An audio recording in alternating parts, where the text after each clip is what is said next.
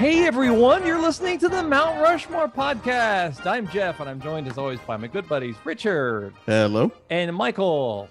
Howdy. These guys debate and deliberate the most ubiquitous aspects of many topics, and this week's topic is drumroll.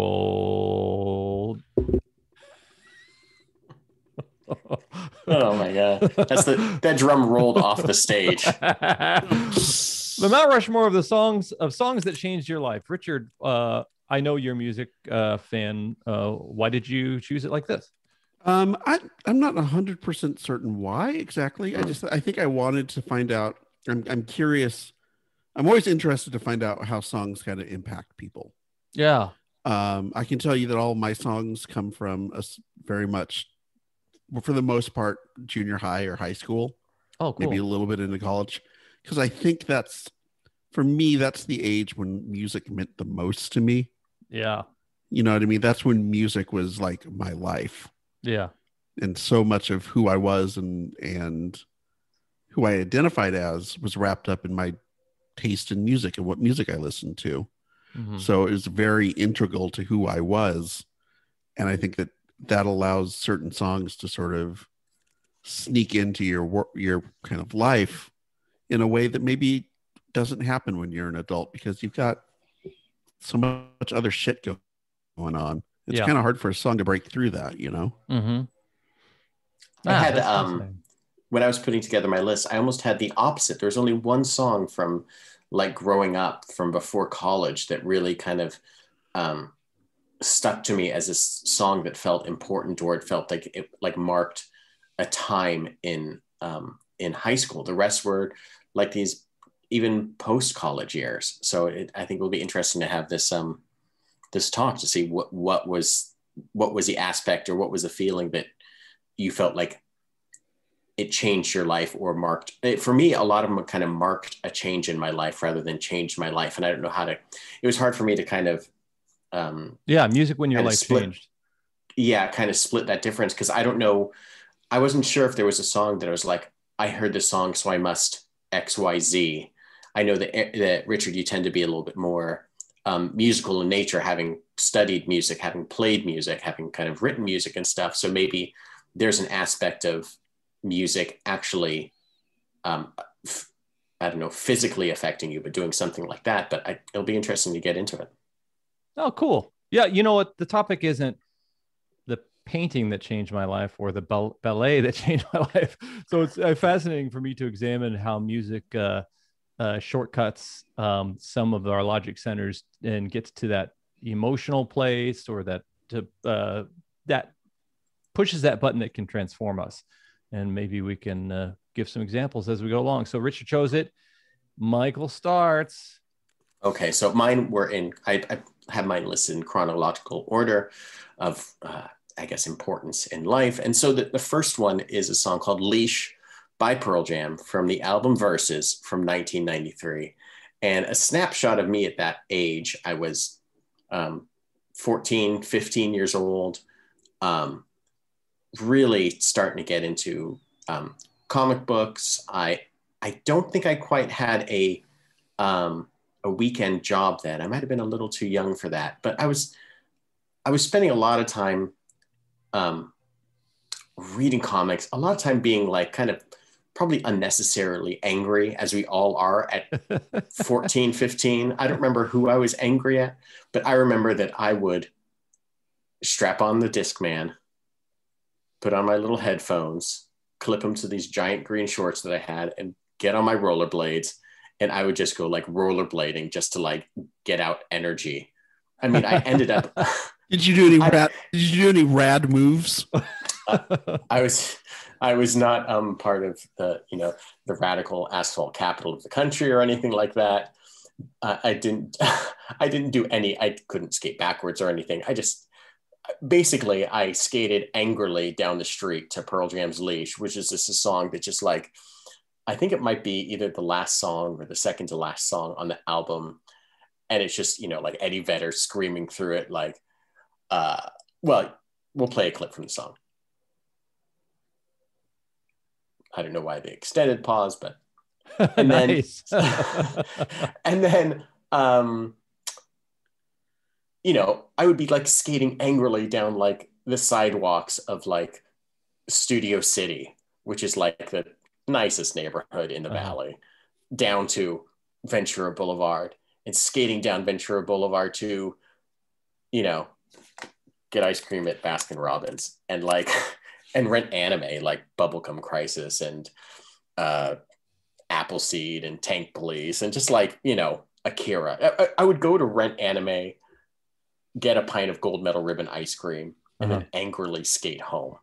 But like I can't, and then, you know, eat an entire pint of ice cream and watch Akira and like feel like I don't know, you know, whenever you eat a pint of ice cream or, you know, whatever, you feel a little less angry. Yeah. Yeah, the lactose like, just seeps in the general the moods softeners that are part of lactose.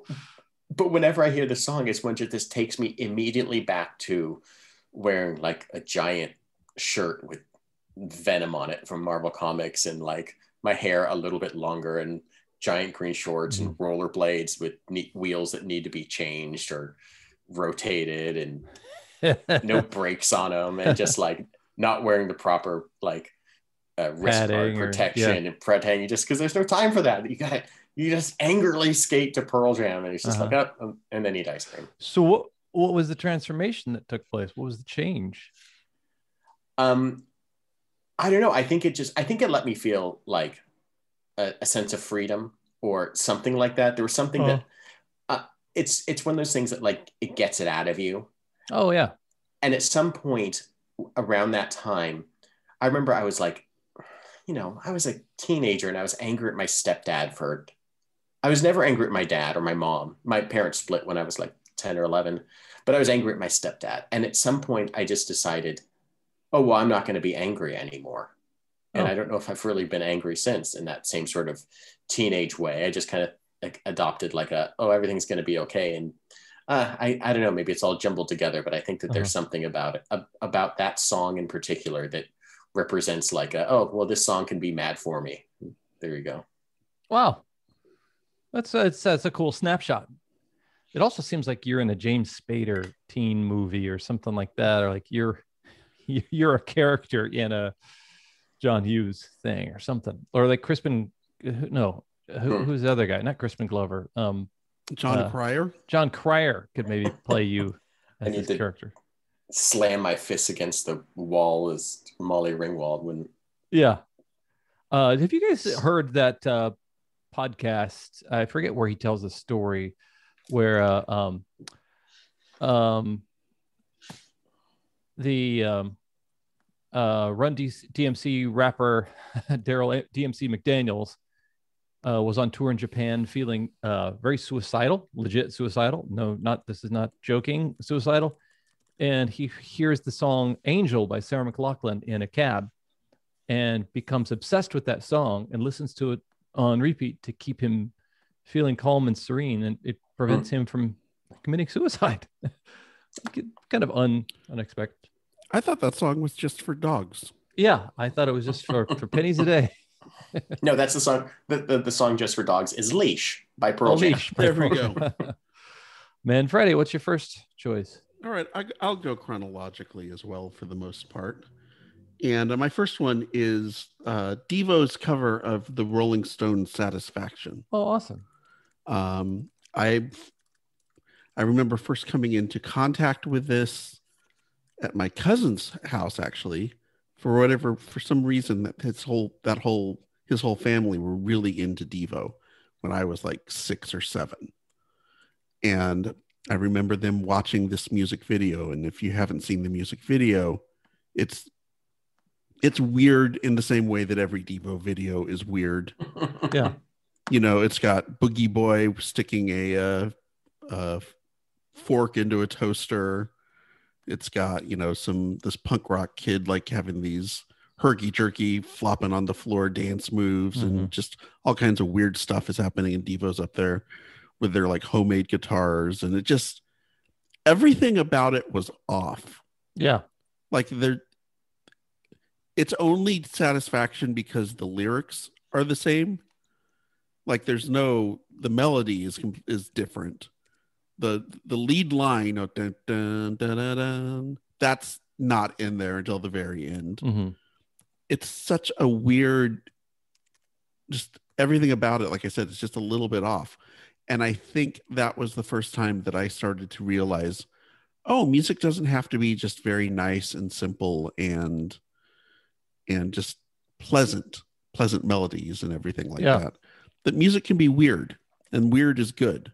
And I think that kind of stuck with me, obviously, for the rest of my life. Mm-hmm. Mm-hmm. I think off mic we were talking about the Jam, and there's a great doc with young people who discovered the Jam when they were a current band, and then when they were young people, but they are now adults, and then other people. But I think the Jam helped teach them that they could find an anti-authority posture, but not be punks. Or there was a way to kind of rebel, or there's a way to be alternative, even if you weren't a punk. And for me, Devo was definitely that.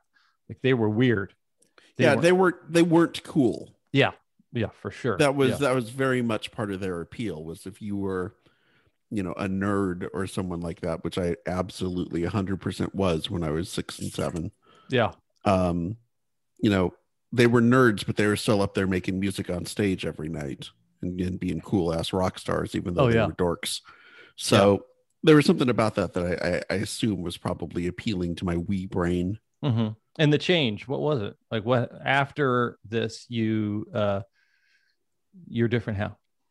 Well, I think musically I started to explore more stuff. And I think it helped me maybe even in a very small level get a little bit more comfortable in my skin. Cool. So yeah. Did it, like, when they also did working in a coal mine, right? And I remember thinking, thinking, oh my God, this maybe the original song is kind of cool because it's a cover. And it made me stop and think, well, maybe there's something. When I look at those lyrics, I didn't realize that that's what the Rolling Stones were singing about. This band that had been part of the music establishment for so long. That was my parents' group. That it's about a person who can't connect with popular culture or whatever. So I remember thinking, yes, they were kind of cool and new in this cool thing, but hey, maybe this band, the Rolling Stones, was actually cooler than I thought. Oh, I knew they were cool. So, right. They're kind of in the air, the same way the Beatles are always. Like, you can't imagine them not a world without the Beatles. Yeah. And then the same with the Rolling Stones. Yeah. It's almost like with the Beatles, it's almost like if you ask, do you like somebody's writing? Well, it's almost like they wrote the alphabet. So you feel like, well, yeah, right. Sort of, yeah, they used the alphabet. Richard, have you heard of the podcast ABC Devo? No, I have not. One of the guys from Star Wars Minute, one of my favorite podcasts, Pete the Retailer, he and a couple of his friends go through every Devo song from alphabetically from A to Z. I don't know the names of all of the Devo songs, but I guarantee they've covered Satisfaction. Are they already past the S's? Oh, they're done with it. They've done they've done the catalog of. I'm pretty sure they've done with it. But check it out. I will. That's a good recommendation. Little plug for some guys doing work. There's some things. Winfield, your second. My next song is called "The New Year" by Death Cab for Cutie from 2003. This is a song in a band that just from the opening first kind of guitar of it and the first lyrics kind of just blows into you just so sonically that you're just so like walloped by it. And it's great on headphones, it's great through speakers, and it's even more great in person.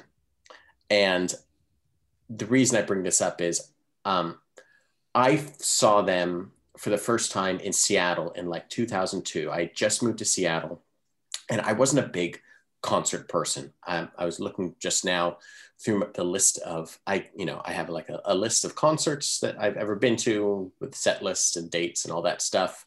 And before seeing them in concert in 2003, I had been to like 6 shows altogether throughout all of my teens and all of my college years.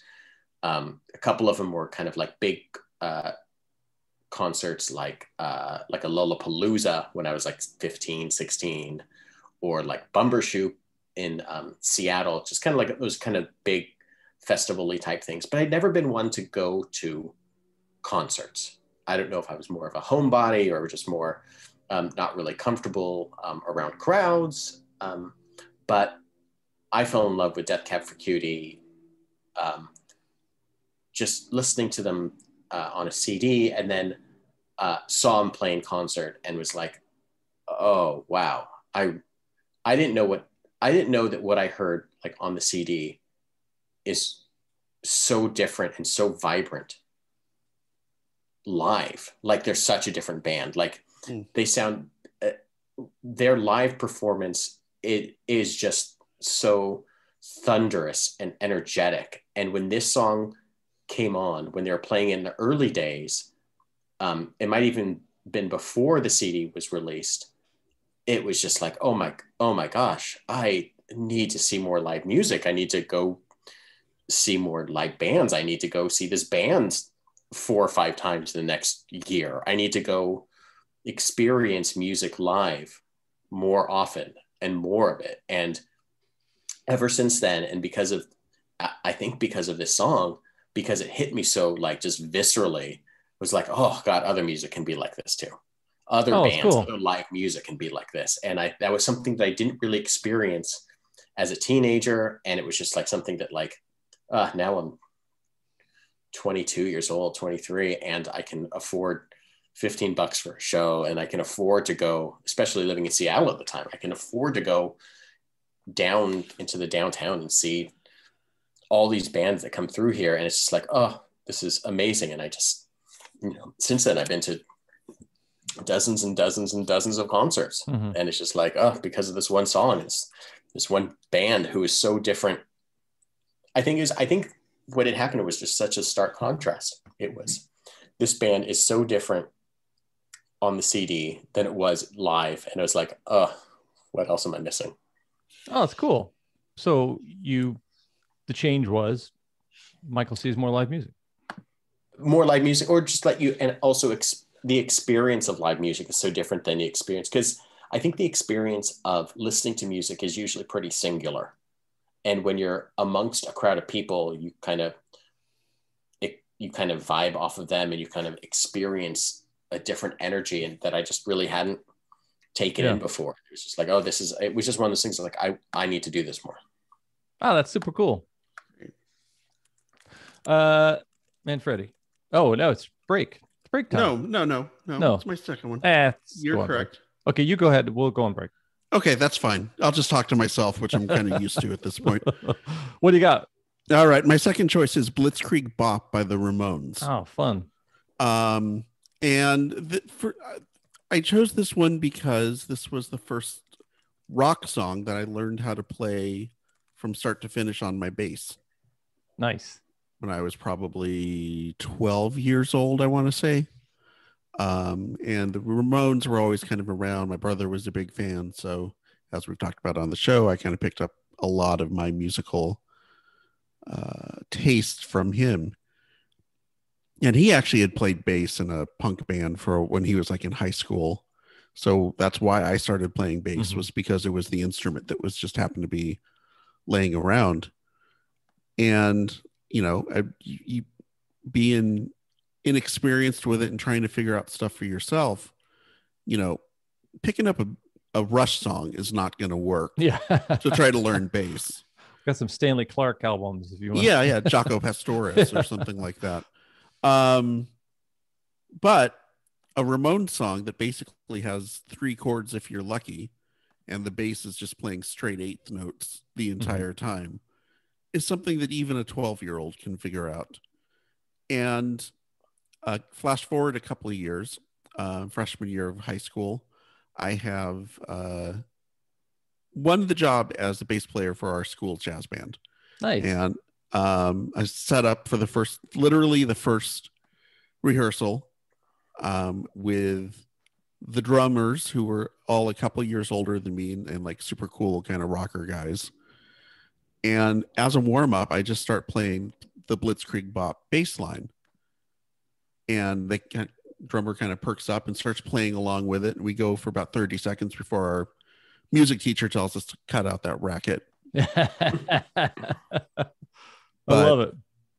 But it kind of served as a way for me to connect with these other guys in the band who I wound up, all three of them, the drummers that we had, wound up becoming really close friends with, and some of my best friends through high school. So that's why I chose that one. That's super cool. Jazz band at your high school, was there a bald guy, stern taskmaster, who, if you weren't playing to his tempo, would get angry at you or anything like that? Did he also demand to bring pictures of Spider-Man? Spider-Man. I was just gonna say, Parker, not my tempo, Parker. Wow, what a bunch of dummies. So the transformation was, it kind of ushered you into a new friend group, and eventually, yeah. I mean, I think the initial transformation was just, it taught me how to play bass. Yeah. And once you learn how to play one song, then you kind of figure out another song, and then you start to figure out, oh, okay, so the chord change usually goes from like A to D to E, you know, the La Bamba chord changes, and you start to hear those patterns in other songs, and then it's easier for you to pick up how to play songs. And it all came down to, for me, starting off at literally about as much of square one as you could possibly have musically. Yeah. The Ramones.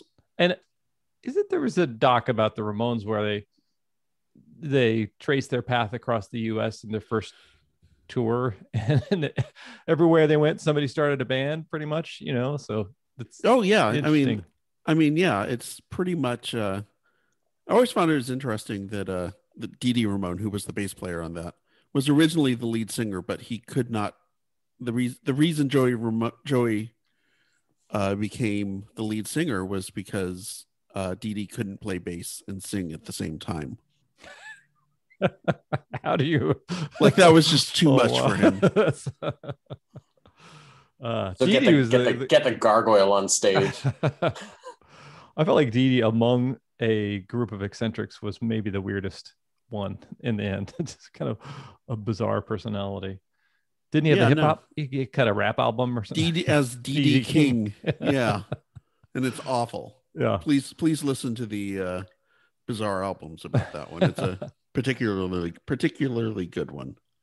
Are you guys? You guys are both aficionados. Is there a good documentary or a good book about the Ramones? Because the Ramones are always this band that I'd love to hear, but like, they've always just kind of existed on the peripheral of things that I've liked. Every time I can't say I've ever put on a full Ramones album. I mean, it would take me 9.5 minutes to listen to a full Ramones album, but right. I don't know. I would like to know more. Is there a good like Ramones biography or autobiography, or is there a good Ramones doc that I should check out? End of the century. I was just gonna say end of the century. Yeah. Okay. Writing that down. And if you go to Hot Topic, the shirts are everywhere. HAUTE. Hot Topic. Is it still around? I think it definitely is. Okay. So trust me, the wannabe goth kids who are 13 years old still love Jack Skellington. Still getting their Jack Skellington, and somehow still their Morrissey t-shirts. Thankfully, the Marilyn Manson stuff is fading away, but Jack Skellington's forever.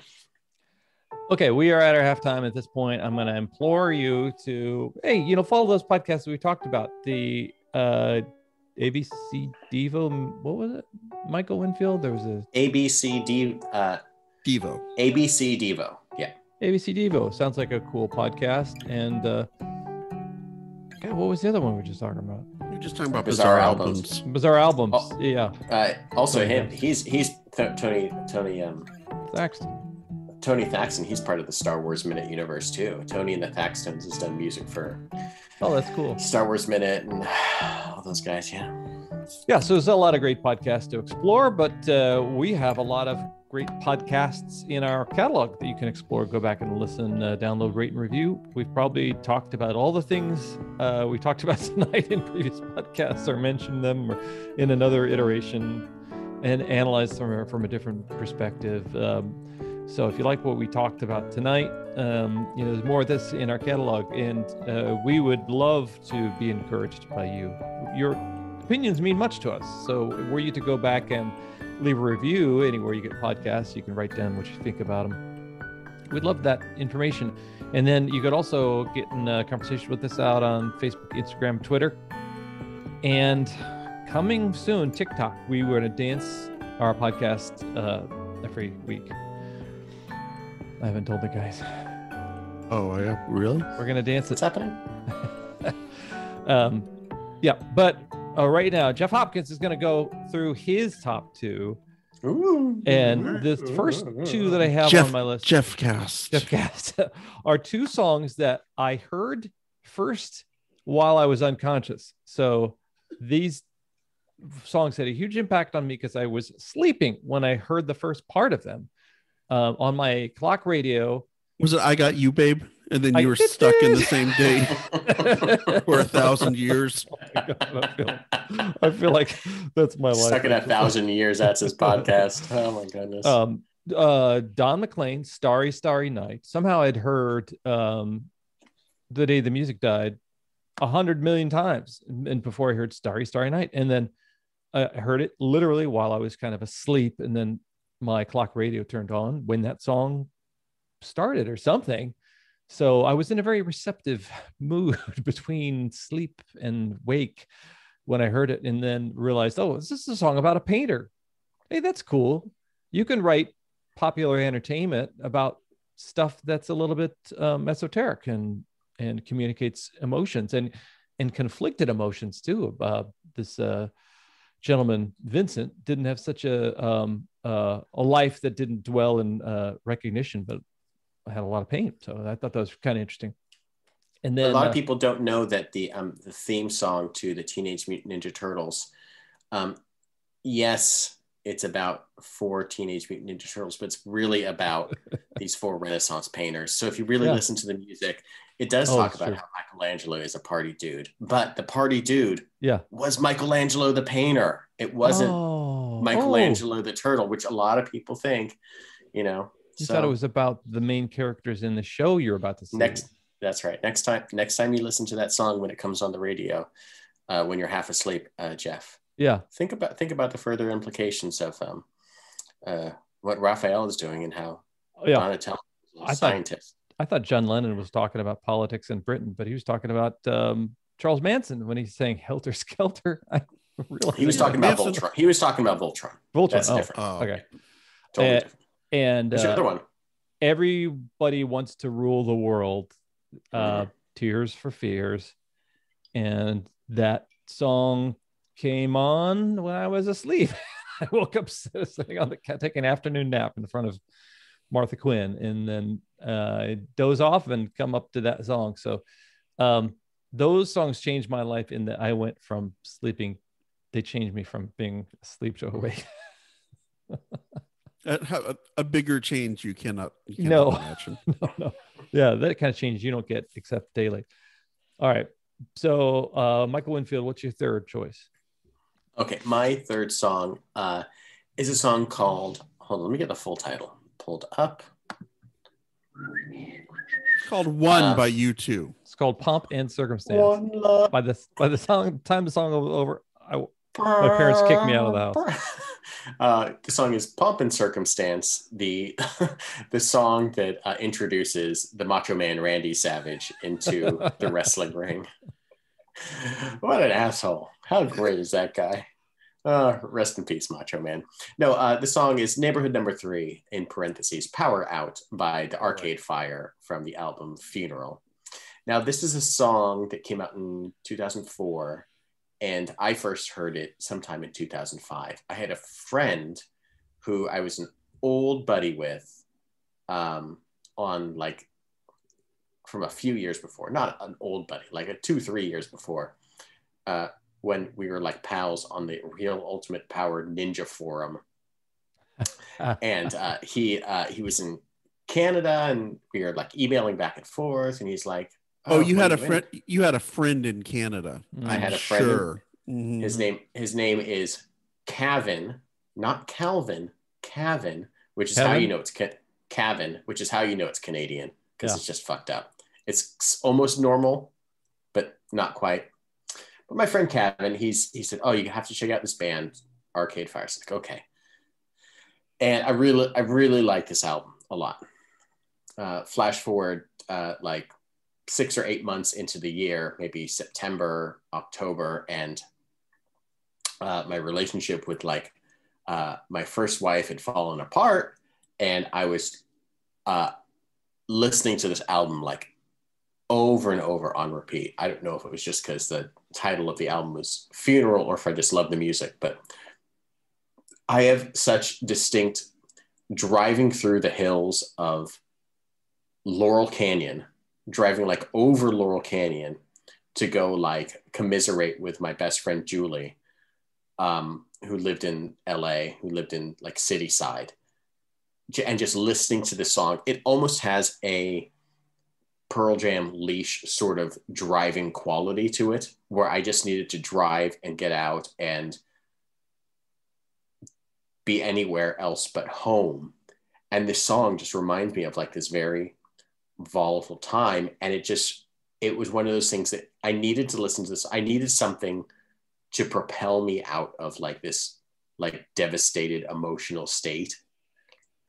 And it helped me. It was one of those things that like changed me. It helped me get out and move. It helped me not be sitting around and depressed on a Sunday, as I was for so many Sundays. And like, music is just one of those things I think is one of those, kind of condensed propellants that just, you don't know when it's going to hit, but it's, you got to hit the NOS in your, 2002,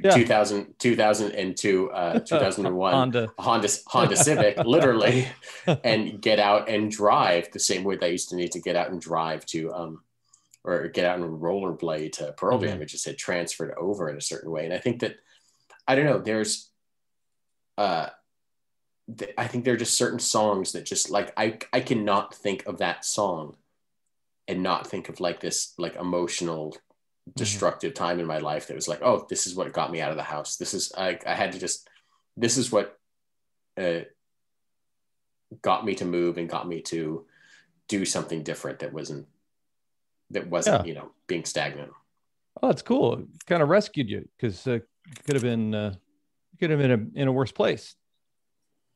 Yeah, for sure. And like, I definitely was in a worse place for a lot of it. I was sitting at home watching DVDs of home movies, the Brendan Small show over and over, much to, it's a great show, but like, it's depressing when you're 25 and Sunday morning, it's at 8:00 and you're like, I guess I'm going to put on another C-Lab 2021.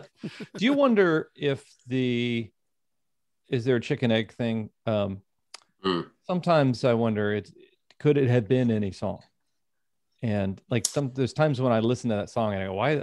I don't know why it's this song, but I don't know. I got to think about that for a second. It's the song that I felt I needed to play, like at a very specific moment of driving. Once you kind of crest over Mulholland and you're driving down into the city. Yeah, I've heard Don Henley songs. It was the song that I needed to play in those moments. It was like, it was just angry enough. It was just emotional enough, but like not emotional enough for me to like, make a right turn when I should have made a left turn around the hill and you drive into the mountain or whatever. It was just like, okay, this is going to propel me to the right place to whatever, Yeah. Was it Dan Wilson co-writing Adele songs? And God, what is that Adele? What is the Adele song? There was an SNL sketch about putting on this Adele song, "Just to Cry." I remember that one. Yeah. And it seems like there's something. Dan Wilson is a very studied composer, and he works instinctively, but also he kind of knows, I think, how to write for people, and how music can kind of come underneath. How to create, to reuse an analogy, how to create music as the setting and put the singer as the gem inside that setting, and to buoy them. And that song, I think, must have some scientific formula for making people burst into tears, because there's been times when I needed a good just like toe choker sobbing cry thing. And there's songs like there's a whole Matthew Sweet 100% Fun album when I was going through a divorce that I would just listen to on repeat, and then found his other music, and boy, that was music to cry to. Whew. All right. You okay there, Jeff? Yeah, sorry. It's fine. It's good. I made it about me. I like to take your thing and make it about me. Okay. That's what you're here for, Jeff. That's what I'm here for. That's why we have you. All right. I'll cut all the stuff out of the edit. No, I won't. All right, Richard, what do you got? All right. So my third choice is the song "Dear God" by XTC. Oh, yes. Awesome. A song that I heard when I was about 13. And was about a time when I was starting to realize this whole religion thing seemed like a crock. Yeah. My family was not very religious to begin with. I have vague memories of us going to church like once a year, maybe, if that. My dad's mom, who was from Mexico and was a devout Catholic, was certainly a lot more stronger religiously, but my actual mom and dad just never really clicked. And I think listening to that song and watching the music video kind of changed me, because it reinforced, like, wait a second, this religion thing may not be good. Yeah. Not only is it not something that I don't personally buy into, but it may actually be harmful. Yeah. I don't know if you guys are aware of that, but yeah, I think that's the first song that I remember hearing talk about social political ramifications, not just personal. Yeah. And now, do I think that it's a great song on its own? I don't. Looking back on it now, I think it's probably honestly one of the weaker songs on that whole Skylarking album. And it wasn't even originally on the album in the first place. It was a B-side, and everyone started playing the B-side instead of the A-side. So they had to rush to get the song back on the album. And so even Andy Partridge, lead singer and songwriter, it's basically said, it's not one of my favorite songs. I don't think I did a really great job with it. The subject was too big. But for me being, 12, 13 years old and listening to this, it felt like, this guy gets it. Yeah. That song, I think, addresses big issues in a way that you can kind of understand after you took a bong hit, like whereas other things that examine the deeper philosophical issues are just too dense almost. But I think that song is almost like the Matrix films, in that it's kind of like stoner version of philosophy, but is that a Todd or a Trevor? I think that's just Trevor Horn did some of their stuff too, but I thought that was a Todd Rundgren. That's Todd Rundgren. Yeah. Okay. Yeah. 100%. Yeah. Did you see it? Did you hear it first, or did you see the video? Because I think I saw the video first. If I think back on it, because I was watching a lot of MTV back when I was like in 7th, 8th grade. Yeah. A lot of MTV. So I'm pretty positive. I'm put it this way. I don't think that song made its way to the radio in Fresno. Yeah. In 1987, 88, but it certainly made its way onto MTV. Yeah. It's a girl singing. At the beginning, the little kid part. Yeah, it's a girl kid. A girl kid. I think what even would lead me to question is there, because then there was like they cast a boy in the video. Yeah. And so afterwards, did you ditch your plans for the priesthood? I burned down some churches. You know, threat. You know, your usual stuff. Because when Mark Goodman plays the song and says, "Go, okay, here's this song coming up next from XTC. This is 120 minutes. That's gonna make you go burn down a church." Oh, all right. After this song, there's a Clearasil commercial. Then after that commercial, Go burn down the church. Go burn down a church. Well, that's a fun one. That's a fun one. All right. What do you got, Winfield? My final choice is the Hammer song "Too Legit to Quit," that proved to me that of course, get out of here. It showed me that my heart was too legit to. And your pants were too tight. You needed biliary pants. Harem-esque. More billowiness in my life would be better. My final choice is a song called I Saw Her at the Anti-War Demonstration by Swedish indie pop singer Jens Lekman. And we've lost everybody that's been listening to this point, but hang in there, everybody. Jens Lekman is this wonderful, beautiful, shaved head, bald, really super skinny Swedish guy who is just so sweet and wonderful and pure. But I was first introduced to him kind of accidentally by my friend Julie, the aforementioned Julie, who made me like a mixed CD, but it wasn't like a mixed tape. It was just somebody gave her a mixed CD with like 100 different songs on it. It was like an MP3 CD.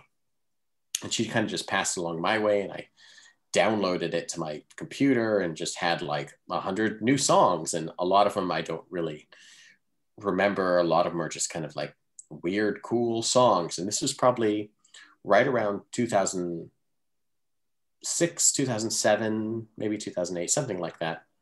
And it's just music that just kind of like floated around my hard drive and would come onto my iPod every now and then, because at that point you just kept all your music on your iPod and on your computer, and you just had it with you and you just listened to things. Well, this song I didn't really pay a lot of attention to until like 2009 or so. And this song really started to play a lot more. I don't know if I just played it more, if it just started seeming more important because of my now current wife, my future wife, my forever wife, Emily. And in this song, there's this very sweet lyric where he says,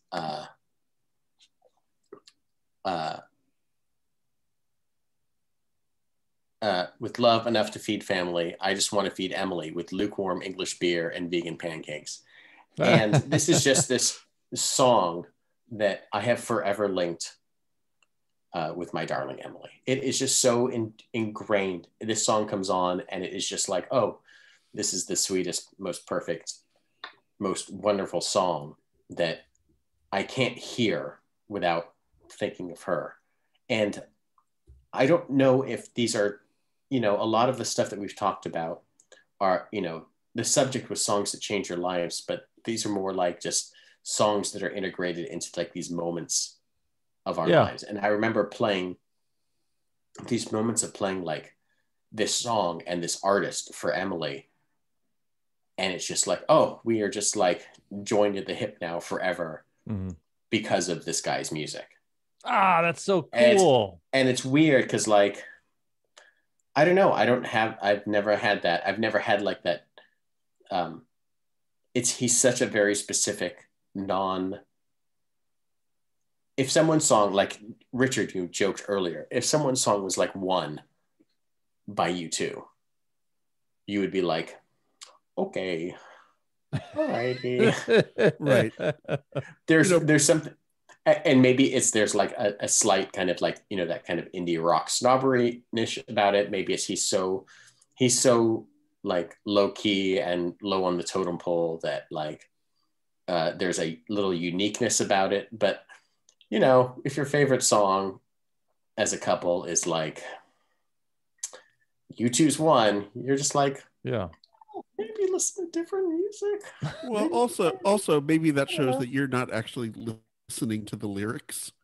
If you think if you think one is a romantic song, right? I know Bono has talked about, and it's the same thing with Sting talking about Every Breath You Take. They both independently talked about hearing about people coming up to them going like, yeah, we played that song. It was our first dance at our wedding, and just thinking to themselves, what are you doing? Did you listen to the song? It's all the Republicans who are like, yeah, born in the USA. And it's like, yeah, he kind of hates. He's this is an anti-government song, and But this song just the lyrics are sweet. It's about finding someone, and it's about kind of I don't know, shedding your past and going forward. So that's super sweet. Yeah, but I wouldn't have gotten it. Like I would have never. I think what is amazing through some of this is like just happenstance. I think sometimes music just finds you accidentally. Whether it's someone just accidentally playing a song for you and you hear it and you keep, you kind of clue into it. Like, I'll never not forget, and I told my sister this over the weekend, I'll never not forget that her boyfriend, this was like in the mid 90s, that her boyfriend, now husband of 20 plus years, put on a mixtape for her that she brought home from college, Push the Little Daisies by Ween. And like, they are just so intrinsically linked. Like, it's like, oh, Keith, Push the Little Daisies. And like, introduced me to a whole like weird, like that weird sense of music. And it's so funny when like things just happen randomly, accidentally, and they just hit at the right time in the right space. And, they all kind of meld together to kind of fix your world. That's so cool.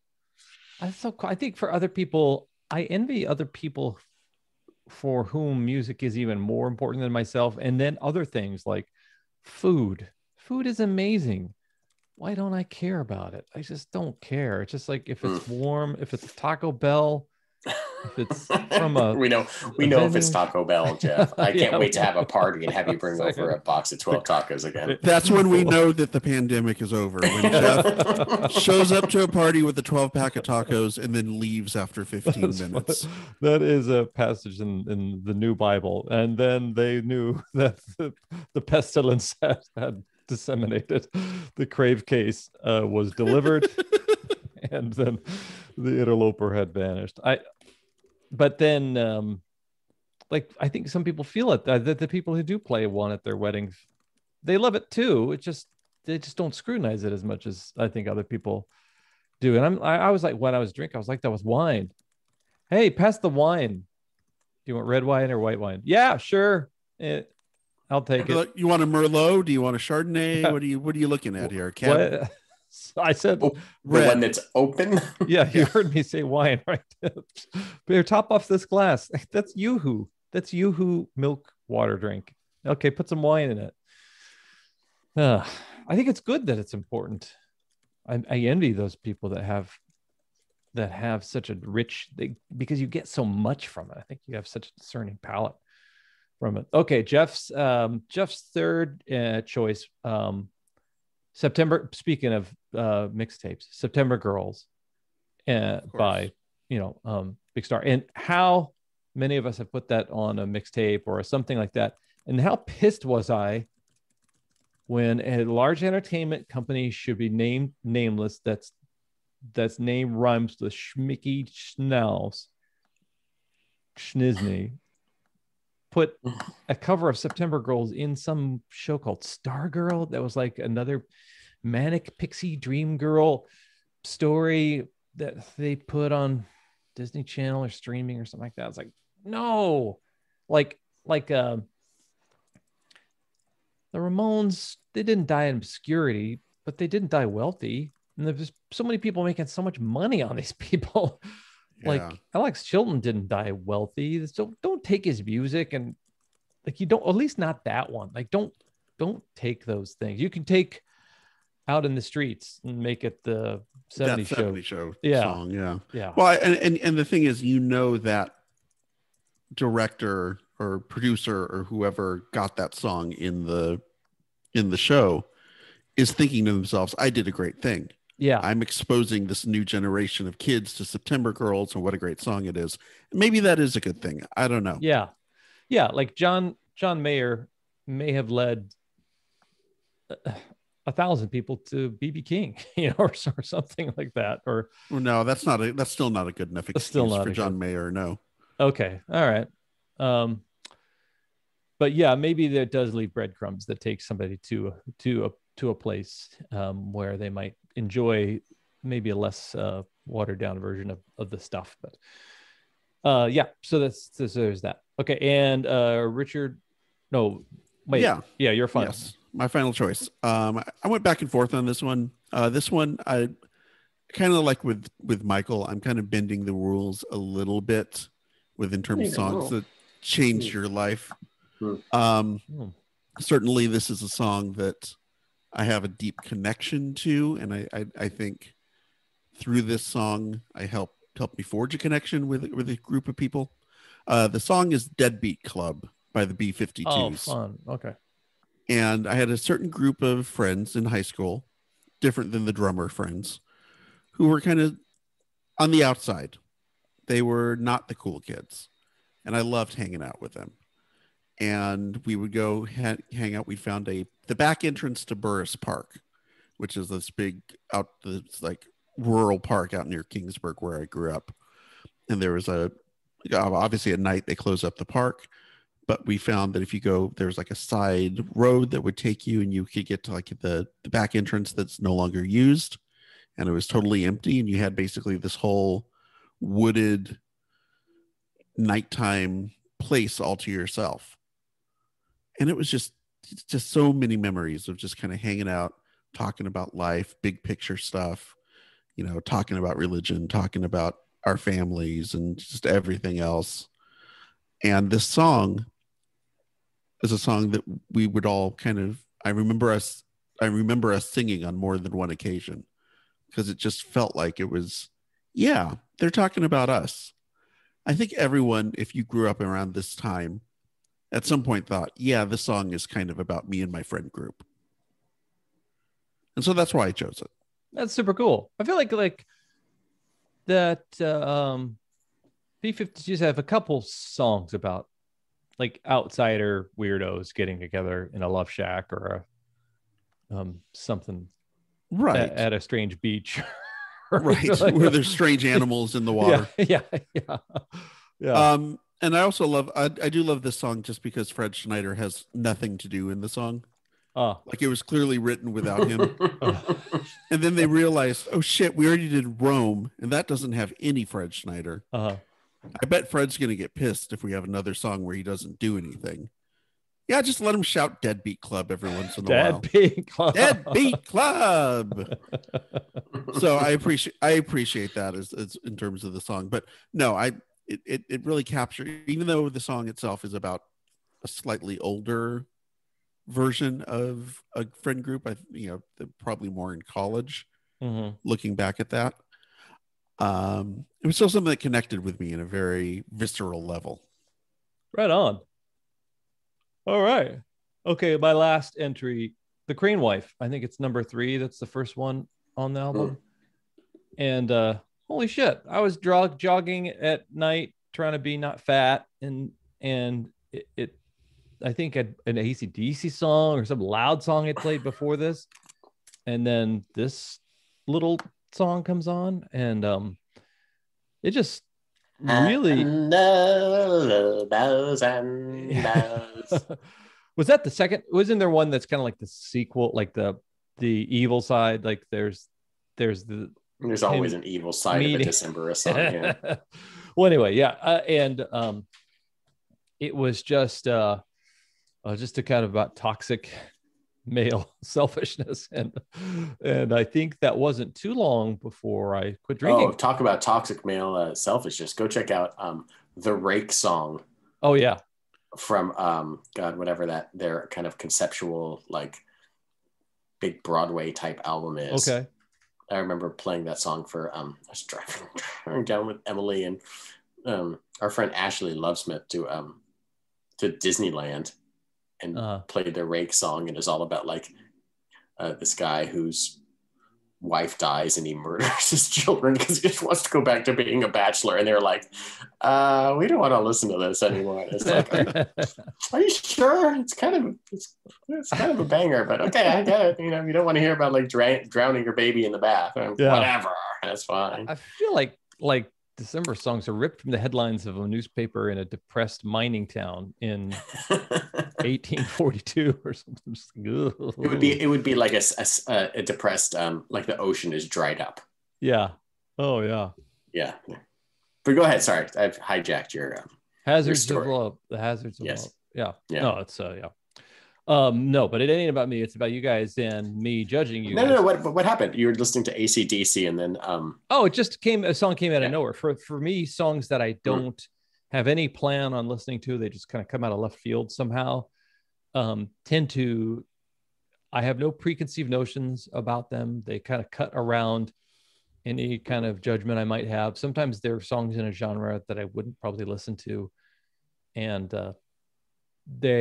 I think sometimes they tap into something that I need to know at that moment. And that spurs a recalibration on my part and maybe a change in direction in my life. So that was one. I think of like the evil that men do, the selfishness that one can have within a relationship when they presume that the person who loves them will just kind of keep loving them, whether they do anything to maintain that or earn that affection. So that was something that it was a cautionary tale for me. And I think it was not, I think around then I was taking a year off to train for this half marathon. Like I would take a year. No, I was going to take a year from drinking as I was going to be married this was December, and in October, I was going to be married. And I thought, I'm going to not drink until then because it's healthier that way. And to prove myself that I can do it. And then as the fog of alcohol and the habit of indulgence lifted, I kind of realized, nope, this is a permanent thing. This needs to be a for realsies permanent thing because I have a problem and I'm not doing this whole alcohol thing right. So that song was a component of that. So it was, yeah. That was you guys were married in 2007 or 2008? 2008. I remember walking through the kickball. It was like the Flamingo hotel, and you were walking the other way. I was like, oh, Jeff, I didn't know you were here for Waka's big kickball extravagance. And you're like, I'm not. I'm here to get married. It was like, yeah. Oh, well, this is really this weekend. That's interesting weird. Choice. Yeah. That was a funny thing because as much as I had been a year away from booze at that time, there was a person who still was very enchanted by, there's a bunch of people in matching uniforms, all playing the same flip cup game and drinking copious amounts of alcohol. That's still kind of attractive to me. And so that was when I saw you literally like the life I still kind of had a taste for in my future life. You did the right thing. Walking and kind of doing the meme from the Umbrella Academy where while I'm looking at you, you're looking at me kind of as we pass by each other. So let's go with some judging. Let's go with Starry, Starry Night. Everybody Wants to Rule the World. September Girls and The Korean Wife. Wait a second. I'm just fucking. He can do. Listen. Your choice. Do you want to hear the point breakdown for Jeff this season? 0. I got 0 points. You never give yourself points. Last year, let's see, the number of points you gave yourself was 0. Okay. This is marking a change. If you want to give yourself 10 points. This is marking a change. You know what? I'm going to give September Girls. I'll give that one. And then I'm going to give The Korean Wife 1. And then Devo Satisfaction and Neighborhood number 3. Arcade. All right. All right. All right. Good on you, Jeffrey. Good on me. Jeff, you're the big winner tonight. Congratulations. I guess. Whatever. This has been the Mount Rushmore podcast, songs that changed your pants. My name is always Jeff. I'm Richard. And Michael.